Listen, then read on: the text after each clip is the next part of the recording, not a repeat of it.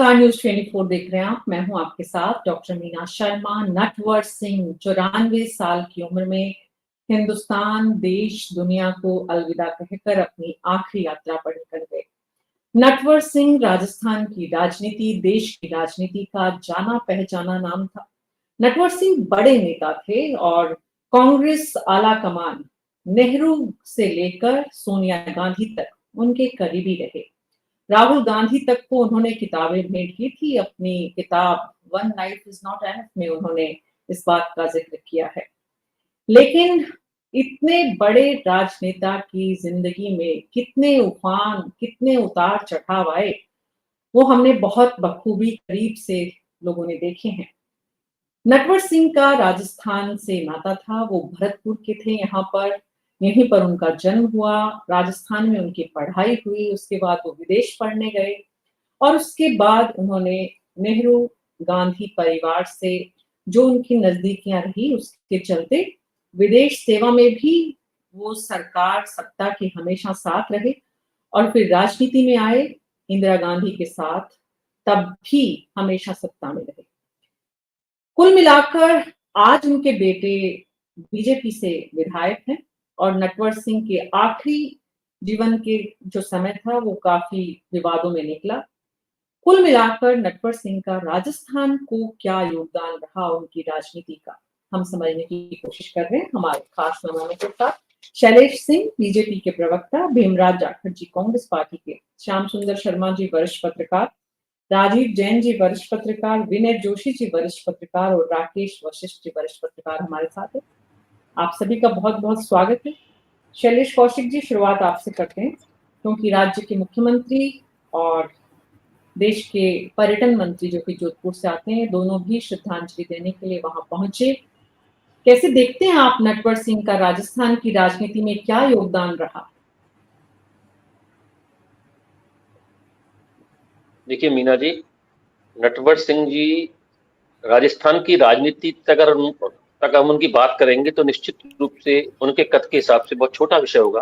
देश की राजनीति के परोधा कर रहे थे और जहां तक देखते हैं कि वो एक ऐसे व्यक्तित्व के धनी थे जो राजनीतिज्ञ भी थे और राजनीतिक भी थे।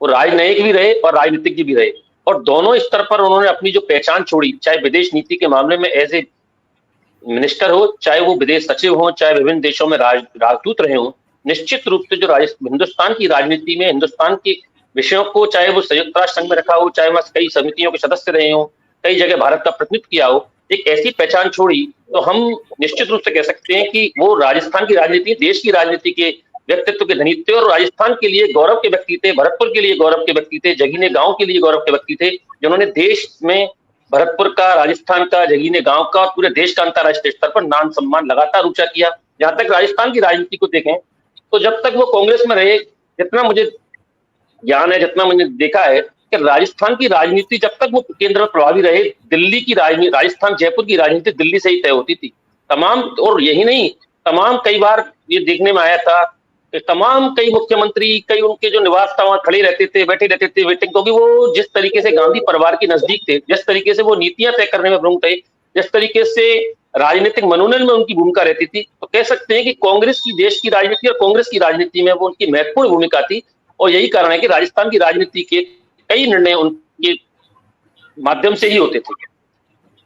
जी, निश्चित रूप से वो राष्ट्रीय स्तर के नेता थे। अंतर्राष्ट्रीय स्तर पर उन्होंने दुनिया को देखा, भारत को रिप्रेजेंट किया। लेकिन कोई भी शख्स कितना भी बड़ा हो जाए, अपना घर, अपना गांव, अपना प्रदेश याद करता है कि उसके लिए उन्होंने क्या किया। इसलिए जितना बड़ा नेता, उम्मीदें भी उतनी ही ज्यादा। भरतपुर में राकेश वशिष्ठ जी हैं, करीब से आपने देखा है, इतना लंबा आपका अनुभव है। अगर हम ये देखें कि राजस्थान की राजनीति को नटवर सिंह से क्या मिला, तो आप कैसे आंकते हैं राकेश वशिष्ठ जी? देखिए मीना जी, जब नटवर सिंह जी का राजनीतिक प्रादुर्भाव हुआ राजस्थान की राजनीति में 1984 में, उस समय यहाँ के चीफ मिनिस्टर हरदीप जोशी हुआ करते थे। हरदीप जोशी जी अपने आप में बड़े सशक्त और कद्दावर नेता थे कांग्रेस के और राजनीति के बड़े माहिर थे। और बाद इनके आने के बाद हरदेव जोशी जी को थोड़ी दिक्कत होने लगी इस बात, नटवर सिंह जी के आने के बाद। हालांकि मैंने जो समय देखा है, नटवर सिंह जी का कोई डायरेक्ट इंटरफेरेंस नहीं था, लेकिन इतना वो जरूर करते थे, शायद वो पहली बार होने लगा था और उसके बाद कभी होता नहीं, कि भरतपुर की समस्याओं के निवारण हेतु वो जयपुर की सेक्रेटरीट में मीटिंग करते थे सेक्रेटरी के साथ आकर के, और वहां से सारे निर्णय होते थे कि भरतपुर में क्या विकास कार्य किए जाने हैं, क्या नहीं किए जाने हैं। जहां तक मुझे जानकारी है, क्योंकि उस समय इतने दबाव में थे हरदेव जोशी जी कि उनको ये मालूम था कि नटवर सिंह जी का विरोध करने का मतलब क्या है और उनके खिलाफ क्या कार्रवाई हो सकती है। इसलिए जैसा नटवर सिंह जी करते थे वैसा वो उसे स्वीकार करते थे। उनको केवल राजस्थान की राजनीति में उनका ऐसा कोई ज्यादा इंटरफेरेंस नहीं रहा, वो देश की राजनीति के पुरोधा थे। और हाँ, भरतपुर के लिए उन्होंने काम जरूर किया। भरतपुर में जो सबसे बड़ा जो काम इन्होंने किया, ऑयल डिपो खुलवाने का काम किया, जिसका कि सबसे ज्यादा फायदा आर्थिक रूप से भरतपुर की नगर निगम को हुआ, जो चुंगी मिलती थी। बड़े आदमी थे और ब्यूरोक्रेट ज्यादा थे, नेता कम थे व्यवहार की दृष्टि से, लेकिन दिल के साफ थे, साफ बात करने वाले थे। जो नेताओं में जो चतुराई होती है इधर से उधर से बात करने की, वो नहीं थी। अगर कोई बात उनको पसंद नहीं आती थी तो मुंह पे मना कर देते थे, करना होता था तो हाँ कर देते, और अगर उन्होंने हाँ कर दी तो वो काम होता था। भरतपुर के सैकड़ों लोग ऐसे होंगे जो उनके करीब आए और उन्होंने उनसे लाभ अर्जित किए, और बड़े बड़े काम लाभ अर्जित किए, क्योंकि वो इतने बड़े नेता थे कि वो छोटे मोटे काम तो बड़ी बात, बड़े काम भी तुरंत करा देते थे, सेंट्रल लेवल पे होते, उनकी बात में वजन हुआ करता था। भरतपुर की राजनीति में आने के बाद जो सबसे बड़ी बात आई कि उनकी राजनीतिक जो अदावत थी वो राजेश पायलट जी के साथ हो गई, जो दौसा चले गए थे। और भरतपुर की राजनीति से दौसा शिफ्ट करने का श्रेय नटवर सिंह जी को ही जाता है, क्योंकि 1980 में जो राजनीति शुरू की राजेश पायलट ने, वो भरतपुर से की थी। भरतपुर से मेंबर ऑफ पार्लियामेंट थे। 84 में आप ये आगे आपके नटवर सिंह जी के आने के कारण उनको बुझे मन से भरतपुर छोड़ना पड़ा। वो राजेश पायलट भरतपुर को नहीं छोड़ना चाहते थे और मजबूरन उनको दौसा शिफ्ट होना पड़ा। और इसी बात को लेकर के अंदरूनी थोड़ी खुन्नस उनमें राजनीतिक रूप से अवश्य थी, राजनीतिक क्षेत्रों में बड़ा चर्चा का विषय हुआ करता था, क्योंकि राजेश पायलट भी एक बड़े कद्दावर नेता थे और उनका बड़ा जनाधार था पर्टिकुलर कुछ इलाकों में।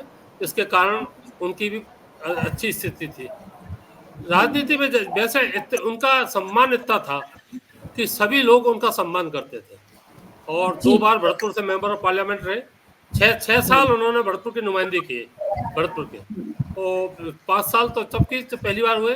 दोबारा 1908 में 1 साल के लिए 13 महीने के लिए सरकार वो थी, उसमें रहे थे। इसके बाद फिर भरतपुर में उनका योगदान राजनीतिक रूप से कोई ज्यादा योगदान रहा नहीं, क्योंकि उसके बाद विश्वेंद्र सिंह जी के सामने इनकी चलती नहीं थी। वो विश्वेंद्र सिंह जी के से एक आध चुनाव हार गए थे। और यहाँ लेकिन शुरू के जो 5 साल थे, उन्होंने जब ये मिनिस्टर रहे, आपको उस समय पहले 5 साल में विदेश राज्य मंत्री थे, और विदेश राज्य मंत्री रहने के दौरान इन्होंने यहाँ जो 1-2 महत्वपूर्ण बड़े कार्य कराए, जिसका लाभ अब तक भरतपुर के लोग ले रहे। 2004 में जाकर के फुल फ्रेश विदेश मंत्री बने, जब ये राज्यसभा के मेंबर बने थे। और बाद में ये बीएसपी में भी चले गए, समाजवादी पार्टी में भी चले गए, फिर भाजपा में चले गए। उसका कारण ये था, इनके जो पुत्र जगत सिंह जी जिधर चलते थे उधर रहते, उनका मोटिव ये था एनी हाउ जगत सिंह जी को राजनीति में स्थापित करना था। नटवर सिंह केंद्रीय राजनीति में इतने मजबूत थे कि उस समय के मुख्यमंत्री, जिस तरह से आप बता रहे हैं, वो भी उनके कामों के आगे खुद को नहीं आने देते थे। लेकिन जो दौसा का आपने जिक्र किया, विनय जोशी जी, राजेश पायलट पहले भरतपुर थे, भरतपुर से दौसा शिफ्ट हुए नटवर सिंह की वजह से, तो निश्चित रूप से राजेश पायलट दौसा आए तो नटवर सिंह की भी चर्चा जरूर होती थी, क्योंकि हम राजस्थान की राजनीति के संदर्भ में नटवर सिंह जी के योगदान को समझ रहे हैं। कि दरअसल राजस्थान को क्या योगदान रहा उनकी राजनीति से, राजस्थान के क्या हित सधे गए, राजस्थान को क्या फायदा हुआ उनके केंद्र में रहने से, सिर्फ भरतपुर के लोगों तक वो सीमित रहे या प्रदेश में भी उसका असर रहा? विनय जोशी जी। नमस्ते मीना जी। नटवर सिंह जी को हम केवल राजस्थान तक नहीं बांध सकते। उनका जो व्यक्तित्व था और कम से कम कांग्रेस के संबंधों को लेकर तो वो पूरे भारत भर में जाने जाते थे। नटवर सिंह जी की पहचान इस बात को लेकर भी थी कि वो कांग्रेस के राजदार हैं। 67 के अंदर जब सोनिया गांधी से राजीव गांधी जी ने शादी की तो सबसे पहले सूचना इंदिरा गांधी जी को नटवर सिंह जी ने दी थी कि सोनिया गांधी जी ने से राजीव गांधी ने शादी कर ली। इसकी सूचना सबसे पहले नटवर सिंह ने दी और इसलिए पूरी भारत के अंदर ये मानते थे कि कांग्रेस के बारे में आंतरिक बातें, अंदरूनी बातें जितनी नटवर सिंह जी को पता थी उतनी किसी को पता नहीं थी। जब नटवर सिंह जी ने अपनी पुस्तक लिखी तो सोनिया गांधी जी ने 7 दिन तक समय मांगती रही उनसे मिलने के लिए कि आपने हमारी फैमिली के लिए जो उसमें लिखा है उस अंश को हटा दो। ये नटवर सिंह जी थे, 7 दिन तक समय नहीं दिया मिलने का। 7 दिन बाद प्रियंका गांधी को समय दिया उनसे मिलने का। तब प्रियंका गांधी आई और उन्होंने कहा कि जो मैं लिख चुका, जो मीडिया में जा चुका, उससे मैं बैक नहीं होऊंगा। ये हर किसी का साहस नहीं है। इतना बोल्ड व्यक्तित्व था, मैं ऐसा व्यक्ति राजस्थान को मिलना मुश्किल है। सोनिया गांधी की नीयत सुधारने में विनय जोशी जी, जिस व्यक्ति ने जिस परिवार या जिस पार्टी से अपना राजनीतिक कद और पद पाया, वो वहां से दूर होने के बाद उस परिवार के अगर कोई भी राज खोलता है तो इसे उसके व्यक्तित्व की महानता कहेंगे या इसे उस व्यक्ति के व्यक्तित्व का कोई और चरित्र कहेंगे? ये बहस का विषय हो सकता है।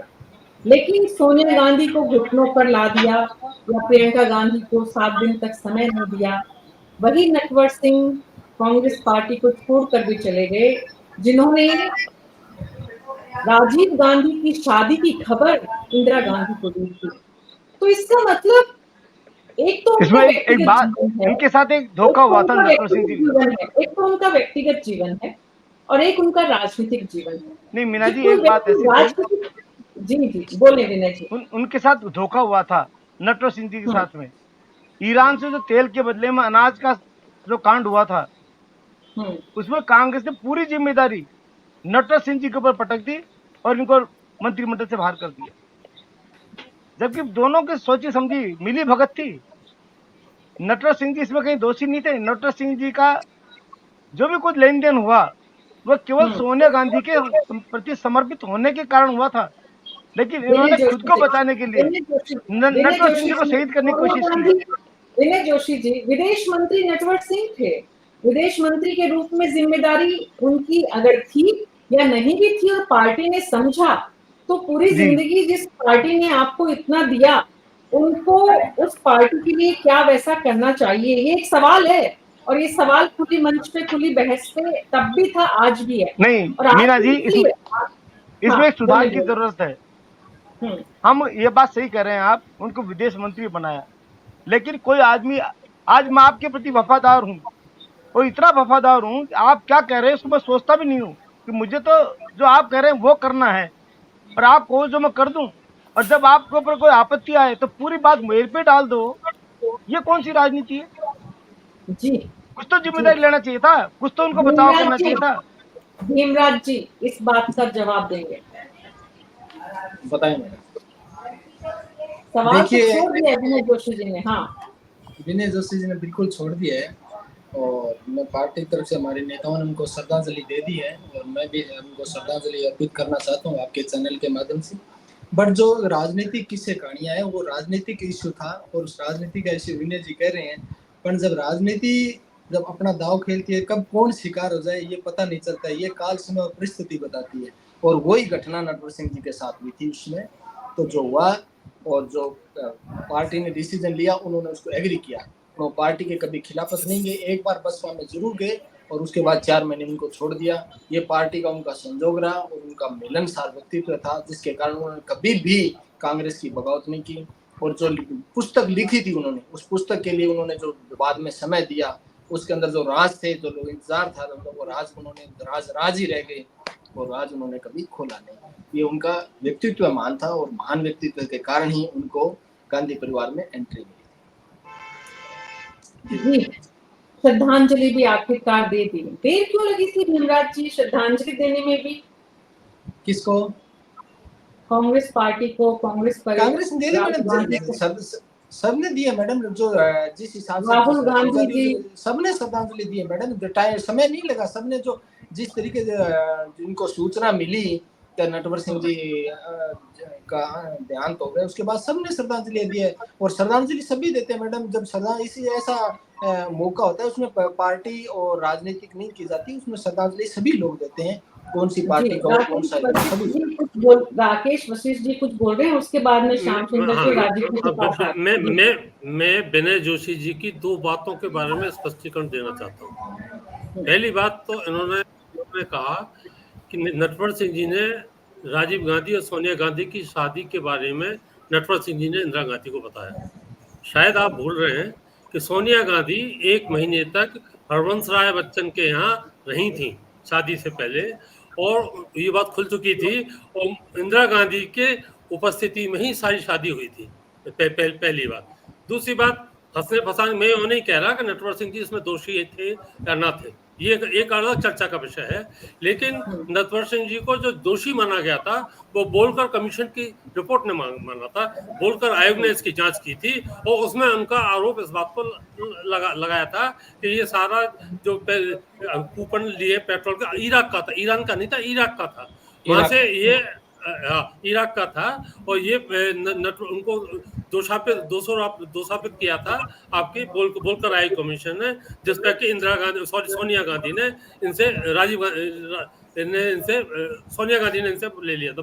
मनमोहन सरकार की तो बात ही है, मनमोहन सरकार की बात है, जब इनसे 2004 की, हाँ 2004 में, 2005 की बात है, 2005 में लिया था, 5 में कामा में आए थे, दिसंबर 2005, हाँ आए थे कामा के अंदर सीधा, और वहां उतरे थे, तो जब मेरी उनसे मुलाकात हुई थी उनसे जी। कामा के। श्याम सुंदर शर्मा जी, राजस्थान की राजनीति में नटवर सिंह का योगदान। देखिए, मैं भी कई बार मुलाकात की थी, मैंने भी इनसे, नटवर सिंह जी से। वो राजस्थान की बात ही नहीं करते थे, वो हमेशा विदेश की बात करते थे। वो जब भी कहते थे नहीं यार, मुझे राजस्थान की राजनीति से दूर रखो, मैं राजस्थान की राजनीति में नहीं। मैंने भी रामबाग में कई बार इंटरव्यू किया, और आज तो बड़ा चैनल चलाते हैं, उनकी सिफारिश पे मैं कई बार जाता था, कहता था। देखिए, वो निश्चित तौर पर जिस प्रकार का व्यक्तित्व था, वो विदेश में ही पढ़े, मेयो कॉलेज में उसने पढ़ाई स्टार्टिंग मेयो कॉलेज में की, उसके बाद शाही परिवार से थे, और फिर आईएफएस में सेलेक्ट हो गए। उसके बाद शाही परिवार के नहीं थे, नाता था, ये लोगों को भ्रम है। हाँ, ये भ्रम है लोगों का, इस तरह के प्रचारित किया गया। नहीं, इनके फादर गोविंद, इनके जो फादर मेजर गोविंद सिंह थे, वो आपके डीग जो थी भरतपुर रियासत की, वहां पर उसके अधिकारी थे, इंचार्ज थे डीग रियासत के। और इनका गोत्र है भगोर, और रॉयल फैमिली का जो गोत्र है सिंधनबाग, हाँ, इसलिए रॉयल परिवार के नहीं थे। अच्छा, नजदीकेपन कह सकते हैं, क्योंकि वो पढ़ाई उन्होंने मेयो कॉलेज से की, उसके बाद कैम्ब्रिज में चले गए, सबसे पहले सिंधिया, फिर मेयो। 1953 में तो आईएफएस बन गए थे, वो आईएफएस हो गए। उसके बाद देखिएगा कि वो इंदिरा जी के नजदीक आए, तो जब देखिएगा कि वो अमेरिका के राजदूत हुआ करते थे, और जिस समय देखिएगा परमाणु समझौता हो रहा था, परमाणु समझौता कराने में इनकी अहम भूमिका, अमेरिका से और भारत का परमाणु समझौता कराने में नटवर सिंह जी की अहम भूमिका थी। उसके बाद ये तो देखिए इस्तीफा दे करके निश्चित तौर पर भरतपुर से चुनाव भी लड़े, और उसके बाद विदेश मंत्री बने, फिर उसके बाद राज्यसभा में भी रहे, फिर बने। और लेकिन जिस प्रकार से कह रहे हैं कि गोलकर कमीशन ने इनको दोषी ठहराया था, उसके बाद चर्चा में आया, फिर इन्होंने इस्तीफा दिया था विरोधी करते हुए। अब ये कहने का मतलब है कि राजस्थान की राजनीति में बहुत बड़ा भूमिका तो इसलिए रहती थी कि इनके कहने से अशोक गहलोत कुछ काम किया करते थे, और ये कहते थे तो केंद्र के, क्योंकि गांधी परिवार का जो नजदीकापन होता है उसकी चलती है। आजकल गांधी परिवार में जो नजदीक है उसकी तो देखिएगा केंद्र में भी चलती है, आज भी चलती है। आज भी जिस प्रकार से राजेश पायलट के पुत्र जो सचिन पायलट है, उनकी सीधी तौर पर है, तो उनकी सीधी तौर पर चलती है। तो गांधी परिवार से नजदीकापन रहा, लेकिन गांधी परिवार से जितना दूर हो गए, जिस प्रकार की किताब की चर्चा कर रहे थे, किताब में देखिए कोई व्यक्ति किताब लिखता है अपने आप की चर्चा का विषय बनाना चाहता है। इन्होंने one life is night Not Not enough. enough. What is not enough? Not One enough, life sorry, not is not enough. किताब लिखी थी और वो किताब चर्चा का विषय रही थी। निश्चित रूप से प्रियंका गांधी ने किया भी था, अभी पार्टी को दगा दे के चले गए और पार्टी को दगा देने के बाद बेटे को एस्टेब्लिश करने की कोशिश भी की। बेटा विधायक भी बना, अभी जिला प्रमुख भी है शायद भरतपुर से, विधायक है, जिला प्रमुख विधायक बन गए। और अभी चुनाव विधायक। नदवाई से विधायक है, नदवाई। नंदभाई से, क्योंकि जिला प्रमुख रहते हुए चुनाव लड़ा था इन्होंने। और अभी तो अभी बीजेपी के विधायक है नदबई से। बात हाँ, यही नहीं, है मेरे जी, कहने का बात मतलब आज यही है कि आज देखिए जो मुख्यमंत्री जी नटवर गए सिंह, भी हैं। श्याम सुंदर जी, आप जो बोल रहे हैं कि जो नटवर सिंह कहते थे मुझे राजस्थान की राजनीति में मत जोड़ो, वो विदेश की बात करते थे, वो हिंदुस्तान की बात करते थे। दरअसल उन्होंने किताब भी लिखी, one life is not enough, लेकिन 94 साल की जिंदगी में भी उनको लगा कि और जीवन होना चाहिए। लेकिन कितना अफसोसजनक है कि जैसे राजस्थान उनकी प्राथमिकता में नहीं था, शायद कहीं चूक हुई कि परिवार भी उनकी प्राथमिकता में नहीं रहा हो। शायद, मैंने शायद जिक्र किया है, इसीलिए बहू, पत्नी, बेटी और बहू, बेटे की बहू, दोनों ने यंग एज में सुसाइड की खबरें आई। अच्छा नहीं हुआ उनके व्यक्तिगत जीवन में। राजीव जैन जी, जब कोई भी व्यक्ति इतना ऊपर हो जाता है, जिसकी देश और दुनिया में तो बात होती है, लेकिन अपने घर में लोग इसी से संतुष्ट हो जाते हैं। घर, वो चाहे परिवार हो और चाहे वो राज्य, वो इसी से संतुष्ट हो जाते हैं कि हमारा व्यक्ति कितना बड़ा है। और फिर हम ये भी याद नहीं रखते हैं कि हमारा व्यक्ति से हमें क्या मिल रहा है, हमें मतलब इस प्रदेश को। तो राजस्थान, सभी ने कहा कि वो राजस्थान से ऊपर व्यक्तित्व था, लेकिन राजस्थान का था, इसलिए राजस्थान के हिस्से उनके चलते क्या आया, ये चर्चा होनी चाहिए कि नहीं? नहीं, निश्चित तौर पे होनी चाहिए। नटवर सिंह जी की जो छवि थी वो अंतर्राष्ट्रीय, राष्ट्रीय स्तर की, उस तरीके के विषयों की थी, तो वो उसमें ज्यादा घुल-मिल जाते थे। लेकिन राजस्थान की राजनीति में भी वो कहीं ना कहीं एक सक्रियता थी। 1998 का जो विधानसभा चुनाव हुआ, उस दौरान मैंने देखा उनकी सिफारिशों से कई टिकट होते थे, कई जो नेता टिकट के मतलब उम्मीद रखते थे वो उनके पास जाते थे, उसमें कोई दो राय नहीं। बड़े नेता थे, गांधी परिवार में एक जमाने में उनकी तूती बोलती थी, उनकी सिफारिश से शायद टिकट भी दिए जाते होंगे। तो जब जाते हैं लोग टिकट के आशा में उनके किसी बड़े नेता के पास, उसी रूप में उनको देखा जाना चाहिए। कहीं ना कहीं 1998 की राजनीति के बाद उनकी रुचि कुछ राजस्थान की राजनीति में भी कहीं ना कहीं जगी थी। वो संभावना थी कि वो मुख्यमंत्री पद के दावेदार हो। एक बीच में ऐसी भी चर्चाएं चलती थी कि जो कांग्रेस की राजनीति में अमूमन होता है कि जब कोई मुख्यमंत्री बन जाता है, कुछ एक गुट होता है असंतोष, वो हर राजनीति में होता है। तो उस रूप में एक संभावित चेहरे के तौर पर भी नटवर सिंह को देखा जाता था कि कहीं ये भी मुख्यमंत्री बन सकते हैं राजस्थान के दौरान। तो ये सब चीजें थी। लेकिन नटवर सिंह जो एक मतलब कूटनीतिज्ञ थे और एक अच्छे लेखक थे, इसमें कोई दो राय नहीं। लेकिन समय बाद उनकी जो आवाज आ रही है मेरी? आ रही है, बिल्कुल आ रही है। मैं ये कह रहा हूँ कि एक समय मतलब वो बड़े अच्छे कूटनीतिज्ञ थे और एक अच्छे लेखक भी थे, बेहतरीन लेखक थे, इसमें कोई दो राय नहीं। जो उनकी किताब, 2 किताबें शायद उन्होंने लिखी हैं, उनको देखने से लगता है, जो काफी चर्चा में भी रही। अब वो विवाद एक अपनी जगह होते हैं, क्या होते हैं, लेकिन जो उनके गांधी परिवार से संबंध टूटे वो आखिर समय तक बेहतर नहीं हो पाए, उनमें कोई सुधार नहीं हो पाया। उनको कांग्रेस से भी बाहर होना पड़ा। अभी कांग्रेस की राजनीति का एक हिस्सा था, कुछ नेता चाहते थे कि उनको बाहर किया जाए, तो वो बाहर भी हो गए। वो कुछ समय के लिए बसपा में भी गए, लेकिन वहां उनका जुड़ाव नहीं बैठ पाया। फिर बाद में वो सक्रिय राजनीति से कहीं ना कहीं निष्क्रिय हो गए और उनके पुत्र कहीं आगे आ गए। उनके पुत्र एक समय में कांग्रेस के विधायक भी रहे थे शायद, राकेश जी ज्यादा जानते हो। लक्ष्मणगढ़ से कांग्रेस के विधायक रहे लक्ष्मणगढ़ से जी। तो भाजपा में तो उनका बाद में जुड़ाव हुआ। इस वक्त वो मौजूदा दौर में भाजपा के विधायक हैं। नटवर सिंह ने एक बार चुनाव राजस्थान छोड़ मथुरा से भी लड़ा था, उत्तर प्रदेश से, शायद 89 का चुनाव, 89 में जो राजस्थान हाँ, भरतपुर आ गए 89 का चुनाव वो मथुरा से लड़े थे, राजस्थान से मथुरा बाहर से जाके लड़ते उत्तर हैं, प्रदेश लड़े हाँ। थे। तो ये उनकी एक शख्सियत थी, लेकिन उनकी वो जैसे श्याम जी अभी बता रहे थे, निश्चित तौर पे वो स्थानीय राजनीति में कभी नहीं उलझते थे, या उनसे उनकी चर्चा भी नहीं की जाती कि वो अंतर्राष्ट्रीय विषयों के जानकार थे। जयपुर में भी जब आते थे तो 1-to-1 पत्रकारों से जो उनकी मुलाकात होती थी, जैसे जिस होटल का जिक्र किया श्याम जी ने, वहाँ हम सब कई मर्तबा मिलते थे, तो वो अंतर्राष्ट्रीय विषयों पे या राष्ट्रीय विषयों पे ही वो चर्चा वहां तक सीमित रखते थे, कभी राजस्थान के विषय में उन्होंने नहीं किया।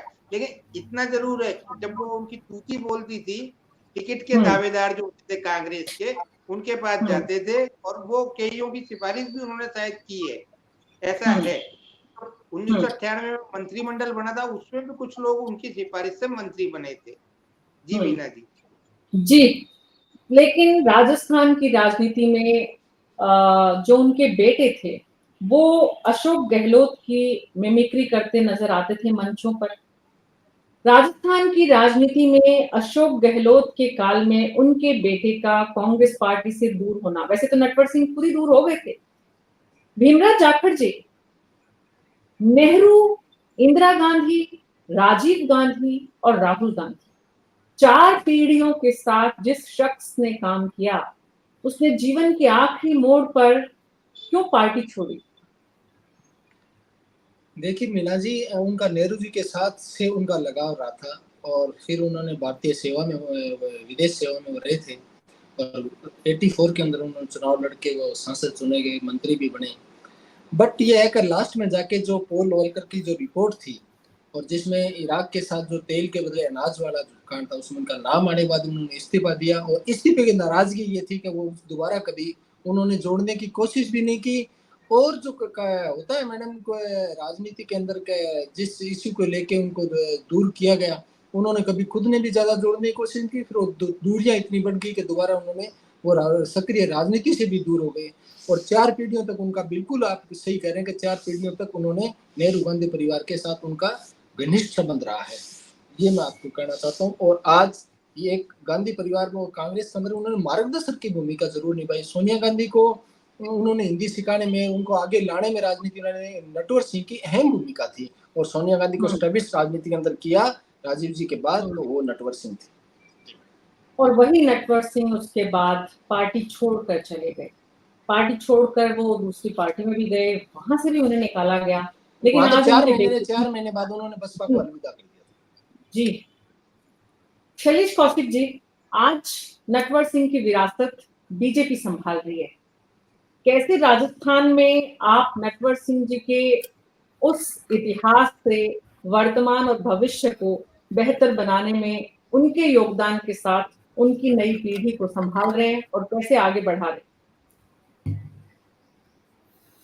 देखिए मीना जी, नटवर सिंह जी राजस्थान के लिए, राजस्थान की राजनीति में और विशेषकर भरतपुर की राजनीति में एक महत्वपूर्ण व्यक्तित्व थे, एक महत्वपूर्ण भूमिका थी। चाहे वो जब वो केंद्र में थे तो भी भरतपुर की राजनीति का बहुत बड़ा हिस्सा कांग्रेस में रहते हुए सारे निर्णय उनके माध्यम से होते थे। राकेश वशिष्ठ जी बहुत अच्छी तरह जानते हैं इस बात को कि भरतपुर की राजनीति का, कांग्रेस की राजनीति का पत्ता उनके बगैर नहीं हिलता था। आज जिन भी परिस्थितियों में अब वो दुनिया से चले गए हैं तो उन विषयों के बारे में ज्यादा बात करना किसी के बारे में उचित नहीं होता, लेकिन जिस भी परिस्थिति के कारण उन्होंने, एक बात मैं जरूर इस चैनल के, यहाँ बहुत बड़े वरिष्ठ पत्रकार बैठे, जितनी मेरी उम्र है उससे ज्यादा इनका पत्रकारिता का है, तो मैं एक बात कह सकता हूँ, नटवर सिंह जी की जो लॉयल्टी थी वो कांग्रेस से ज्यादा गांधी परिवार के प्रति थी। और गांधी परिवार के, जब आपको ध्यान होगा, पीवी नरसिम्हा राव प्रधानमंत्री बने थे, तब उन्होंने अर्जुन सिंह जी और एनडी तिवारी के साथ मिलकर नई कांग्रेस बनाई थी, और 1998 में जब सोनिया गांधी दोबारा पावर में आई थी तो वो वापस कांग्रेस में शामिल हो गई। तो गांधी परिवार के प्रति उनकी जो लॉयल्टी थी, उसको जो बॉलकर कमेटी की रिपोर्ट के माध्यम से जो उनके, उसके प्रति जो उनको जिस तरीके से लगता है कि फंसाया गया, उसके बाद जो कांग्रेस के प्रति उनके मन में वैमनस्यता आई, जो आई कि जब मैंने इतना समर्पण गांधी परिवार को किया, तो उसके बाद उन्होंने उस राजनीति के उस छोर को, कांग्रेस के छोर को छोड़ा, और तमाम जगह लौटते हुए उनके पुत्र, चूंकि निश्चित रूप से जब पिता का इतना बड़ा व्यवधान, इतने बीच में गैप आ जाता है, तो उन्होंने भारतीय जनता पार्टी को ज्वाइन किया, और कामा से भी वो एक बार कांग्रेस की कद्दावर नेता जाहिदा खान को हराकर विधायक बने थे। उसके बाद अब वो नदवई से हैं, जोगिंदर अबाना को हराकर, और आज भरतपुर की राजनीति में जगत सिंह की, उनके पिता की विरासत के रूप में एक अच्छी महत्वपूर्ण भूमिका है, जिला प्रमुख चुने गए वो। तो हम कह सकते हैं कि भारतीय जनता पार्टी में जगत सिंह जी का भविष्य उज्जवल है। वो कार्यकर्ता के रूप में कहाँ आए और आज लगातार 2 बार से विधायक हैं, जिला प्रमुख रहे हैं और निश्चित रूप से अपने पिता की विरासत को, राजनीतिक विरासत को आगे बढ़ाएंगे। जी, श्याम सुंदर शर्मा जी, कितना जगत सिंह उस ओरा को हासिल तो नहीं कर सकते, लेकिन अपने पिता की विरासत को आगे बढ़ाने में भरतपुर जिले में और राजस्थान में कितनी संभावनाएं देखते हैं आप उनमें? देखिए, जगत की राजनीति भी 5 स्टार होटल में चलती है, वो बहुत ज्यादा इस तरह से नहीं चलते हैं। राकेश जी को पता है कि वो लोगों से जिस तरह से मिलना और जुलना होता है। ये तो देखिए, वसुंधरा जी का भला हो कि वो बीजेपी में लेके आ गए और उनको विधायक बना दिया और आप फिर विधायक है। लेकिन आज उनकी अंत्येष्टि में कितने लोग भरतपुर के गए, कितने लोग राजस्थान के गए, ये आपने देखा, मैंने देखा। ये दुखद पैरा जो समाप्त हुआ, देखिए निश्चित तौर पर उनका कोई राजनीति से लेना देना नहीं था। वो तो निश्चित रूप से IAFS थे और नौकरी की बड़ी तरीके से उन्होंने विदेश में देखिएगा, चीन में भी किए, पोलैंड में भी रहे, पाकिस्तान में भी रहे। और देखिए, जब वो इंदिरा जी के नजदीक आए 1966 से 71 में वो कार्यालय इंदिरा जी के नजदीक आए, क्योंकि विदेश में ये राजदूत के रूप में काम करते थे, तो प्रधानमंत्री के उसमें और परमाणु समझौते के बाद वो आए। और निश्चित रूप से उन्होंने नीचे की राजनीति तो कभी की नहीं। अब उनको देखिएगा, वो निश्चित तौर पर जिस प्रकार से आते थे, जाते थे और जिस प्रकार की राजनीति करते थे, वो तो छोटे के कार्यकर्ताओं के कहाँ थे। वो देखिए कि एक अधिकारी को पोस्टिंग दिलाने में वो कुछ भी कहते थे, तो उनकी हर पोस्टिंग होती थी तो बड़े अच्छे पोस्टिंग होती थी, लास्ट तक पोस्टिंग रही वो उन्हीं के कहने से होती रही। और निश्चित रूप से जिस प्रकार से मैं कह सकता हूँ कि बार बार राकेश जी कह रहे हैं कि भरतपुर को मिला क्या, भरतपुर तो लुटता ही रहा हमेशा से, किसी ने सहयोग किया ही नहीं भरतपुर के साथ। तो और भरतपुर के साथ अरुण सिंह, मैं कहता था विधानसभा में बोला करते थे, अरुण सिंह से ज्यादा कोई स्पष्टवादी था नहीं इनके परिवार में, जिस प्रकार से बोला करते थे वो। तो निश्चित रूप से याद किया जाएगा, इसलिए किया जाता हो कि उनके साथ बहुत अच्छा योग्यता वाला व्यक्ति अगर किसी घोटाले में शामिल हो जाता है और फिर कह रहे कि गांधी परिवार ने दगा नहीं किया, गांधी परिवार ने गलत तरीके से अगर समझौता करके फायदा उठाने का काम किया। सोनिया गांधी ने कहा था कि भाई आप कमीशन खाना और सारी चीजें मुझे बदनाम करना, ये कहना कि विनय जी कह रहे हैं बार बार उनके साथ अन्याय नहीं हुआ। अन्याय तो दिखेगा कि जो गलत काम करेगा उसी के साथ अन्याय होता है। अब सोनिया गांधी को दोषारोपण क्यों करने की बात कर रहे हो, खुद दोषी इसलिए थे कि इन्होंने कमीशन के अंदर जो होता है वो हुआ।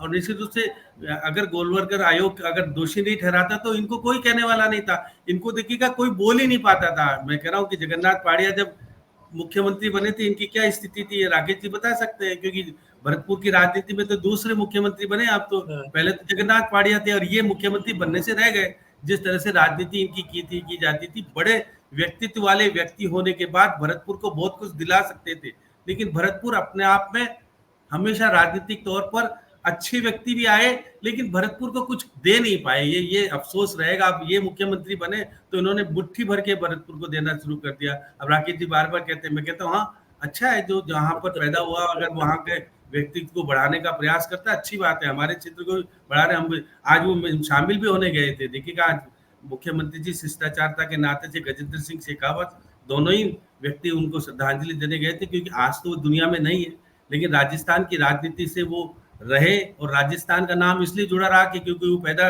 भरतपुर में हुए और भरतपुर से जिस प्रकार के नाता वो कोई ना कोई काम तो करते थे। जब वो रहते थे वो बहुत बड़ा काम कर सकते थे भरतपुर के लिए, लेकिन नहीं किया। आज भरतपुर की स्थिति को सुधारने का काम वर्तमान मुख्यमंत्री जी कर रहे हैं, अच्छी बात है। दिगंबर सिंह ने किया, वो भी अच्छी बात है, लेकिन जगन्नाथ पाड़िया भी कुछ नहीं कर पाए। जगन्नाथ पाड़िया के बाद भी कुछ भी नहीं किया।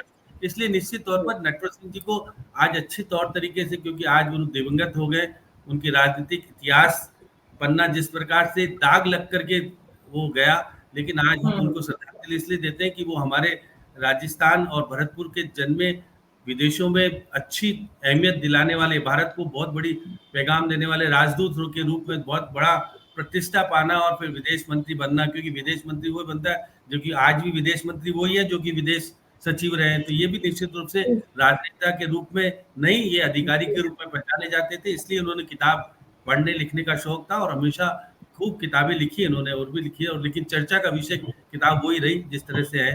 अब हम भी आज राकेश वशिष्ठ, जगत सिंह का भविष्य राजनीति जिस तरह से श्याम सुंदर जी ने बताया, क्या वो उसी रास्ते पर रहते हैं? तो पिता का दौर अलग था, आज की बीजेपी का दौर अलग है, रह पाएंगे? देखिए, जगत सिंह जी की राजनीति करने का तरीका है ना, वो आज के समय के अनुसार है। आपको अच्छा। एक उदाहरण से आपको समझ जाएंगे। मैं श्याम सुंदर की बात से बिल्कुल सहमत हूँ कि वो 5 स्टार होटलों में बैठ करके इस तरह की राजनीति करते हैं, लेकिन वो ये जानते हैं कि चुनाव कैसे लड़ा जाता है, चुनाव कैसे जीता जाता है। मैं आपको एक उदाहरण से आप उससे समझ जाएंगे। जिला प्रमुख का चुनाव हुआ भरतपुर के अंदर, और उसमें भाजपा ने इनको जगत सिंह जी को कैंडिडेट बनाया, क्योंकि भरतपुर में नगर निगम के मेयर और जिला प्रमुख का चुनाव दो ऐसे चुनाव होते हैं कि राज्य की स्थिति से अलग होते हैं। यहाँ तो पूरी धन बल के आधार पर चुनाव होता है और बहुत पैसा खर्च होता है, और उस जिसके पास धन बल की ताकत होती है वो चुनाव जीतता है। जगत सिंह जी खरे उतरे उस पर, और उनके जो विरोधी कैंडिडेट था उसको तो शायद शैलेश कौशल जी को ध्यान होगी, बहुत कम वोट आई और काफी मार्जिन से चुनाव जीत गए। लेकिन जब उपजिला प्रमुख का चुनाव हुआ तो उसमें भाजपा कैंडिडेट हार गए, क्योंकि वो आदमी थे, उनके पास जो आदमी थे वो जगत सिंह जी के पास थे। इसलिए उनके भविष्य की तो फिलहाल कुछ। एक बात मैं इसमें उल्लेख करना चाहता हूँ मीना जी, मैं नटवर सिंह जी के बारे में। नटवर सिंह जी बहुत अच्छे आदमी थे, लर्नेड थे और बड़ा दबदबा था बोलचाल में, बड़े, लेकिन वो राजनीति के लिहाज से उनकी बोलचाल और वो नहीं थे। वो दिमाग से और कार्य करने की शैली से वही आईएफएस की स्थिति थी, उसी अनुसार काम करते थे। मैं आपको एक उदाहरण से समझ जाऊंगा। भरतपुर जब पहली बार चुनाव जीते तो उनको सबसे पहले जो मंत्रालय मिला था उर्वरक और स्टील मंत्रालय, इस्पात मंत्रालय मिला था स्टेट मिनिस्टर के रूप में। और जब पहली बार भरतपुर आए तो रेलवे स्टेशन के सामने परशुराम धर्मशाला है, वहां कार्यकर्ताओं की मीटिंग थी। कार्यकर्ताओं में बड़ा जोश था और इनका बड़ी जोर शोर से स्वागत हुआ, इन्होंने भाषण दिया। तो उसके भाषण से ही जाहिर हो गया कि वो इनके दिमाग में अभी ब्यूरोक्रेसी निकली नहीं। इन्होंने कहा कि मुझे आज जो मंत्री बनाया गया है, कोई किसी ने मुझे खैरात के रूप में नहीं बताया था, मैं इसके काबिल हूँ। तो मेरे दुनिया भर के नेताओं से, राष्ट्रपति, प्रधानमंत्री, विदेश मंत्रियों से व्यक्तिगत ताल्लुकात हैं, और मैं इस खटारा गाड़ी में बैठकर आया, मैं बड़ी बड़ी इंपोर्टेड गाड़ियों में बैठकर घूमा करता था। मेरा उद्देश्य तो केवल ये सेवा करना, जनता की सेवा करने का है, और मेरे दिमाग में कतई कोई बात नहीं है और मैं ये करना चाहता हूँ। मैं नवभारत टाइम्स की तरफ से रिपोर्टिंग करने गया, अकेला एक में ऐसा पत्रकार था जिसने वो रिपोर्टिंग छापी, भेजी, वो उसका हेड, और उनको विश्वास नहीं हुआ। जयपुर में दीनानाथ जी मिश्रा एडिटर थे। आदित्य चतुर्वेदी का फोन आया मेरे पास, राकेश जी क्या समाचार भेज दिया आपने? तो क्या कि बिल्कुल सही है कि जयपुर आ जाओ कल। उस दिन खुदा ना खाता राजेंद्र माथुर जी भी आए हुए थे। तो वहाँ हमारी, हम अपने शब्दों में कहें, हमको हमारी पेशी हुई। हमसे उनसे पूछा गया कि नटवर सिंह जी ऐसा बोल सकते हैं? मैं 100% नॉट लेस नॉट मोर, मैंने जो लिखा है एक्यूरेट लिखा है। तो आप कैसे साबित करेंगे? मैं मेरे पास उन छोटे छोटे टेप चला करते तो पॉकेट वाले, उसमें नया नया शौक था, नए नए लड़के थे, तो वो मैंने उनको भाषण पूरा टेप कर लिया।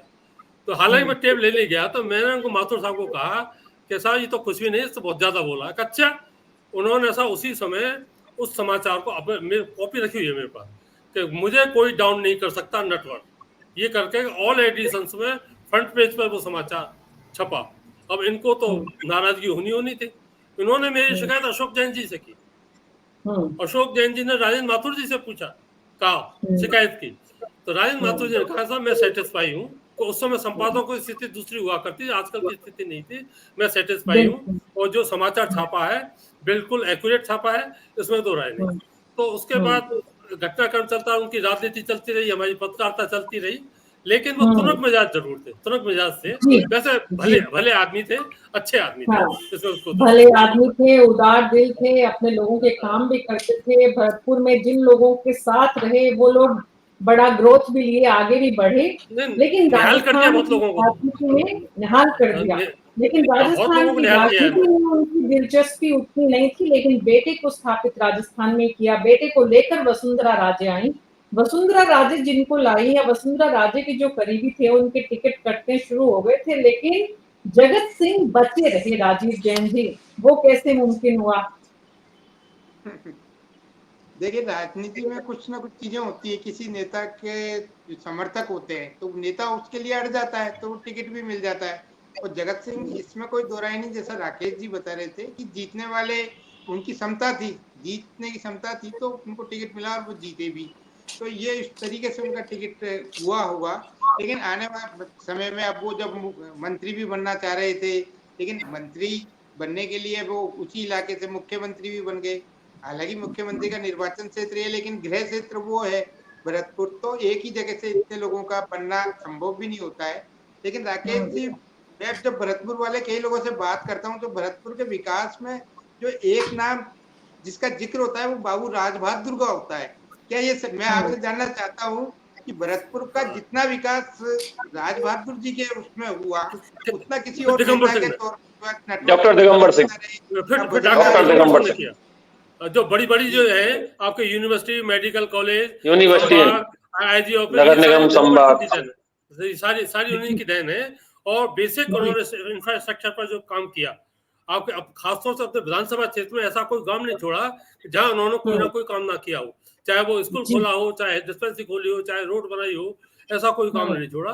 राजबहादुर जी काम तो बड़े बड़े थे, इंडस्ट्रियल डेवलपमेंट के काम थे, लेकिन जो बेसिक इंफ्रास्ट्रक्चर का जो काम था वो डॉक्टर दिगंबर सिंह जी ने किया। और उनकी देन है कि मेडिकल कॉलेज और आपका संभाग मुख्यालय, यूनिवर्सिटी, इंजीनियरिंग कॉलेज, संभाग। शैलेश जी, जगत सिंह जी का क्या भविष्य है बीजेपी में? मीना जी, जगत सिंह जी का भविष्य बहुत उज्जवल है। जगत सिंह जी एक ऐसे नेता हैं जो अभी सब इतने बड़े स्पष्टकर बता रहे थे कि वो चुनाव लड़ना और चुनाव जीतना जानते हैं। और एक और बात बताऊं, आप सब लोगों को ध्यान होगा कि वो आज तक 3 बार विधायक बने और तीनों बार अलग अलग विधानसभा क्षेत्र से बने, चाहे वो लक्ष्मणगढ़ हो, चाहे वो कामा हो, चाहे वो नदवई हो। तो इस बात को ये स्पष्ट है कि वो चुनाव लड़ना भी जानते हैं और चुनाव जीतना भी जानते हैं। बीजेपी से 2 बार, एक बार कांग्रेस से, 2 बार बीजेपी से, 1 बार कांग्रेस से। और तो लगा वो चुनाव लड़ा नहीं, बिल्कुल हारे, कामा से जीतना था इनका सबसे आश्चर्य, कामा से चुनाव जीतना। और उसमें बहुत बड़ी भूमिका माननीय नटवर सिंह जी की थी। कोई नटवर सिंह जी जब प्रभावी रहे थे तो उन्होंने मेवात के लिए इतना काम किया था, मेवात क्षेत्र में जो भूमिका, उसकी बहुत बड़ी भूमिका थी उस जगत सिंह जी को कामा से जिताने में। जाहिदा खान को जो इस तरीके से उन्होंने हराया था, तो बहुत बड़ी भूमिका नटवर सिंह जी की थी। अब नटवर सिंह जी का हाथ सिर से उठ चुका है, अब जगत सिंह जी को अपनी राजनीति करनी है। आप सबका बहुत बहुत शुक्रिया इस चर्चा में शामिल होने के लिए। नटवर सिंह को आप सबकी तरफ से, हमारे दर्शकों की तरफ से विनम्र श्रद्धांजलि। और आज मेरे साथ इतना ही। नमस्कार।